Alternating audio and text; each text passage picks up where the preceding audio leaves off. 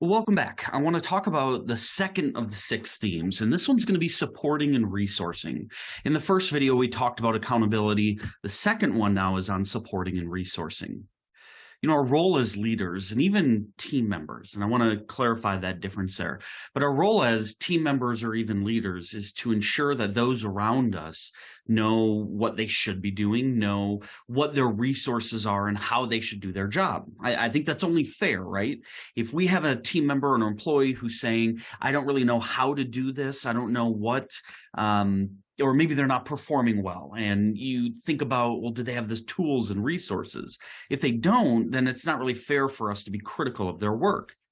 So supporting and resourcing is about making sure that each of our team members has everything that they need in order to be successful. Now, the specific definition that Irving and Longbotham give us says, managers and supervisors and top leadership in this organization provide the support and resources needed to help workers meet their goals. Again, we're very goal-driven here. We're going to continue that theme throughout. But if you think about the work that we do, and I want to look kind of outside of that. There's a kind of a concept here I want to, dabble in. And as a leader, it's the difference between task leadership and behavior leadership. And what I mean by that is task leadership is the position description. It's the duties that are required for that job. We pay individuals to complete specific tasks. The behavior side is one that can be a little bit more difficult, more time consuming. If you think about what makes a culture, it's behavior, it's people, right? As a leader, you have an amazing opportunity to influence that. We all lead a little bit differently. That's an advantage. It is not a negative. That is an advantage. But if we can leverage our strengths to be able to lead in a manner that is the most effective for us, we're naturally going to be looking for certain behaviors.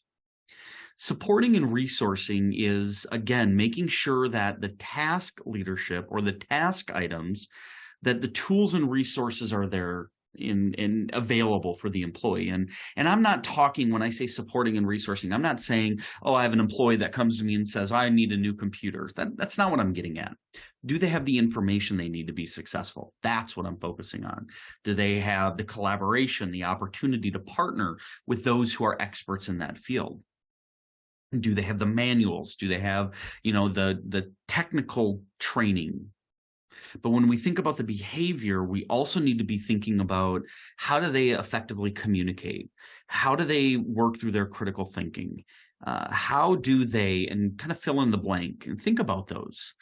I think a lot of times we assume our team members, our employees they know how to critically think. They know how to listen. They know how to effectively communicate.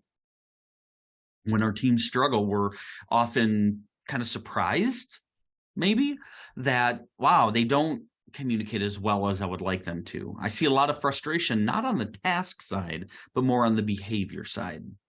And so as a leader, when we're talking about supporting and resourcing, what are you doing to ensure that your team members are functioning not only in the task side of things, but in the behavior side? And that they have the support and resources. Maybe that's you talking one-on-one. Maybe it's having a difficult conversation. Maybe it's sending them to training around communication style or writing skills or fill in the blank.